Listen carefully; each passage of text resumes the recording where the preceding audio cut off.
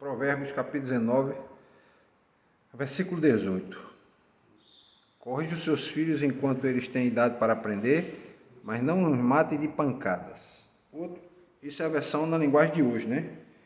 Na revista atualizada diz o seguinte: castiga a teu filho enquanto há esperança, mas não te excedas a ponto de matá-lo. Vejam só, a gente está diante de um versículo que chama a atenção em que ultimamente, pelo menos nos últimos 10 anos, até lei estabeleceu-se no Brasil contra a lei da palmada, né? E a Bíblia diz que a gente tem que corrigir o filho. E muitas pessoas atribuem à Bíblia a ideia de espancamento, né? E esse é um versículo que está mostrando que não é isso, né? Corrige os filhos enquanto ele tem esperança, mas não os mate de pancadas. Ou seja, muitas vezes uma palmada vai trazer um pouco de reflexão, né? Porque eu sempre digo o seguinte: o indivíduo, uma criança, tem 2 aparelhos auditivos. Você fala a primeira vez, porque ninguém vai, quem é sensato, não vai chegar a primeira vez e bate numa criança, né? Dá umas palmadas nela. Fala a primeira vez, fala a segunda, fala a terceira vez, e ainda avisa: rapaz, pensa no que eu estou lhe dizendo, para depois você não levar uma palmada. Aí quando leva uma palmada, né, e a palmada é com o objetivo de chamar a atenção, é quando eu digo: olha, eu até brinco com o meu menino: olha, você quer usar qual aparelho auditivo? Aquele que escuta quando eu falo ou aquele que escuta quando eu dou uma palmada? Mas o senhor já vem logo dizendo que vai bater? Não, não estou dizendo que vou bater. Eu estou dizendo, eu estou chamando a atenção para você pensar. Não faça isso. Aí você fala 1, 2, 3 vezes. Aí quando a pessoa diz: olha, já estou vendo que você vai ter que ganhar uma palmadinha.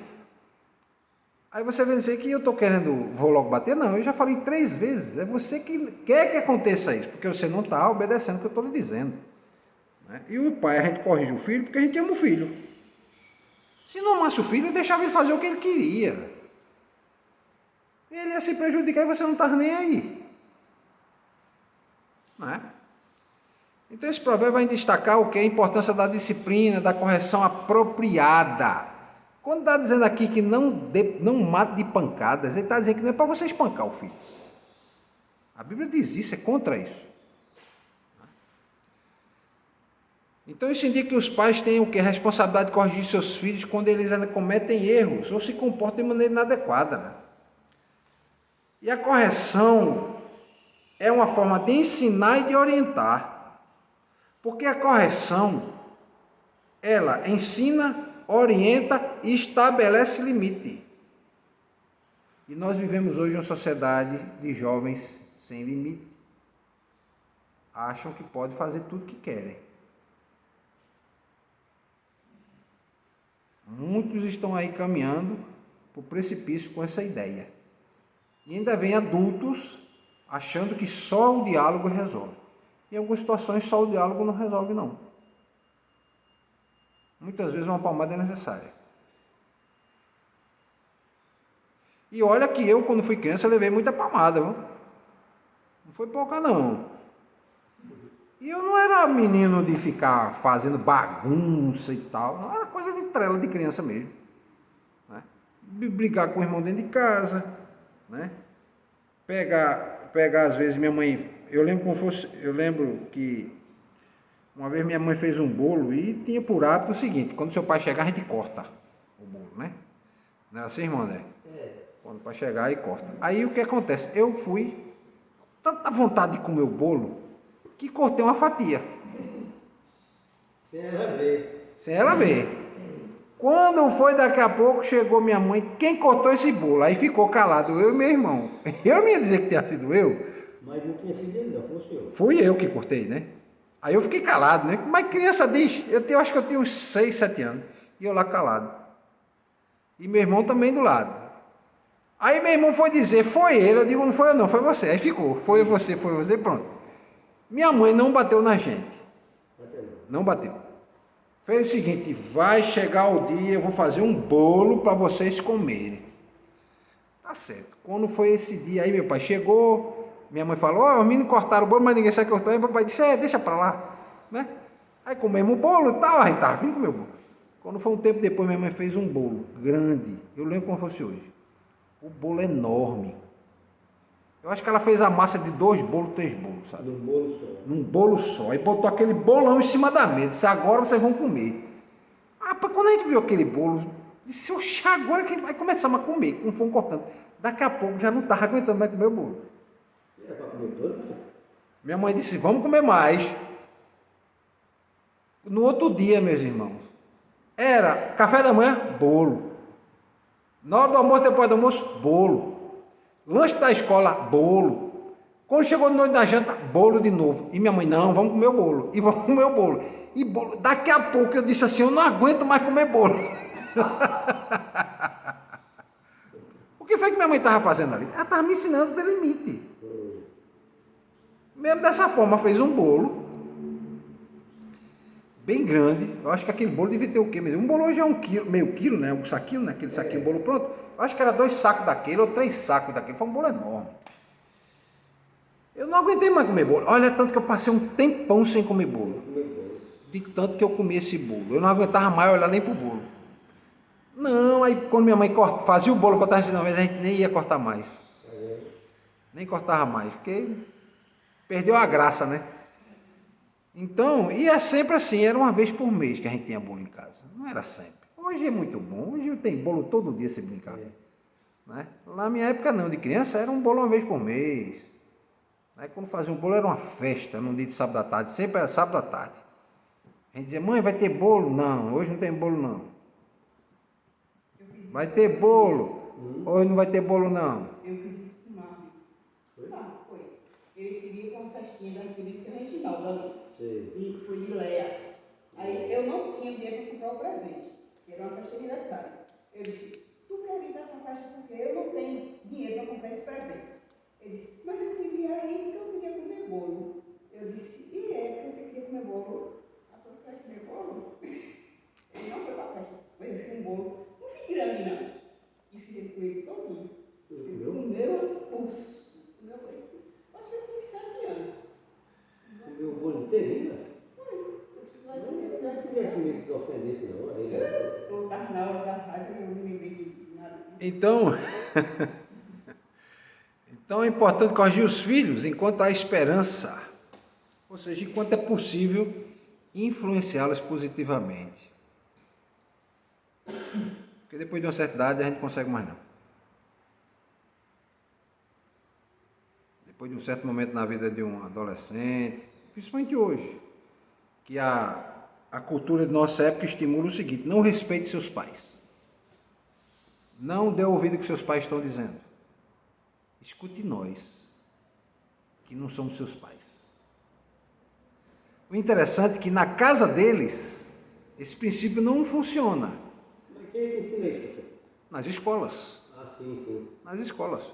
Tem um monte de professor de história, geografia. Não, é assim mesmo, tá Professor certo. de geografia, professor de história, professor de educação física, professor de sociologia, professor de filosofia, ensinando que não respeite seu pai.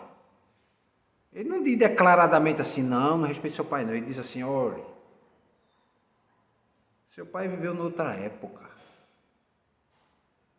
Seu pai, ele é um opressor. Seu pai, muitas vezes, tem ações tóxicas. Aí usa essas palavras pesadas.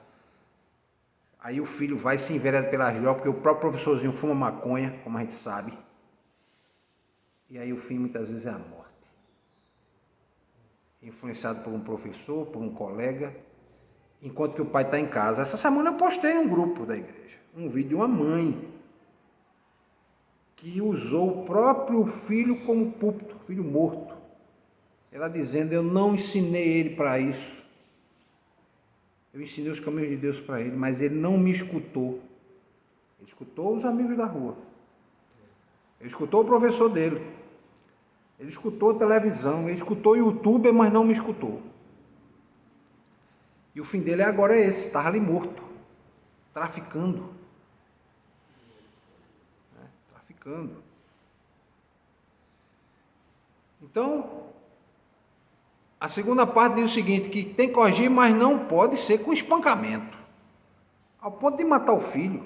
Tem pais que já fizeram essa atrocidade, mataram os filhos de tanto que bateram nos filhos. Ainda fazem. Né? Pessoas assim, elas têm que ser presas. Porque é um assassinato, independente de qualquer outra coisa. Então o recurso aqui é para enfatizar, meu irmão, que a disciplina deve ser aplicada com sabedoria e moderação. Não é com violência. A correção não é com violência. A correção é com disciplina, muitas vezes colocada de castigo, né? Como a gente diz, né? Não vai fazer tal coisa. Ao indivíduo achar ruim, mas ele vai aprender a lição. Né? Ele vai aprender a lição. Então os pais, eles têm que advertir os filhos. E os pais não podem ceder aos desejos dos filhos muitas vezes, porque de não vou bater no bichinho não. Tem mãe e pai que fala isso, não vou bater nele não. Aí cede. Muitas vezes. Mas pelo contrário, você não deve ceder ao desejo de espancar os filhos. Você tem que agir com sabedoria. Para que você não possa causar danos irreparáveis na questão psicológica do filho. Tem muito filho que odeia o pai aí porque viviam sendo espancados pelos filhos. Espancados pelos pais. Não é? Viviam sendo espancados. E aí você possa causar dano irreparável, né? Mesmo que seja físico.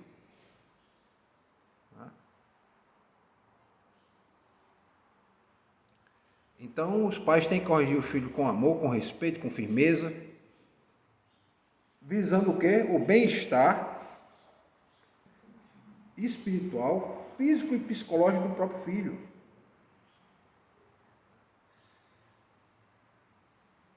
Então, é importante o quê, meus irmãos? Ter disciplina e correção apropriada para os filhos. É isso que esse provérbio está chamando a atenção. Os pais têm dever de orientar, de estabelecer limite, né? De corrigir os seus filhos de forma o quê? Amorosa e firme. Não é só amoroso não, você não vai fazer isso. Não, é melhor você não tentar. Estou avisando, depois que você levar umas palmadas, você não vai reclamar. Eu sempre falo assim em casa. Principalmente com o meu pequeno, né? Porque o pequeno é parado, ele fica naquela, tentando o limite, né? Tentando, porque já é coisa da natureza dele. Aí eu aviso, rapaz, tu não fica tentando, porque depois o negócio não fica feio pro teu lado. Aí quando ele vê que o negócio fecha o tempo pro lado dele, ele corre pra mãe dele. Ele corre? Corre, ele é besta. Pra ficar. Ele corre pra dar uma dia, né? Corre. Ele não é besta, não é pra mãe, é pra avó, pra quem tiver perto pra defender.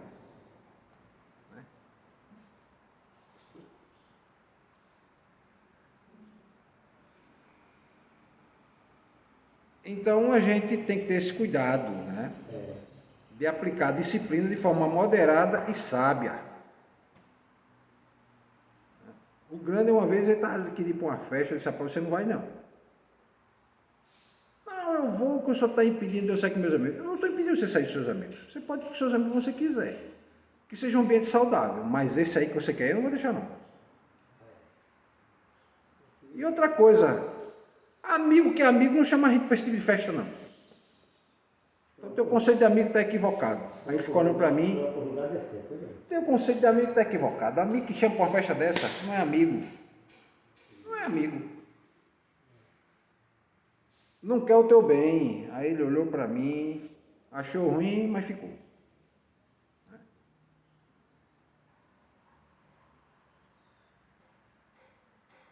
Então a mensagem central aqui é que a gente, os pais, né? Quando forem corrigir os filhos e discipliná-los, seja de forma adequada, com o objetivo de quê? Do crescimento e desenvolvimento saudável dos filhos. E essa correção e disciplina tem que ser feita com sabedoria. Certo, meus irmãos?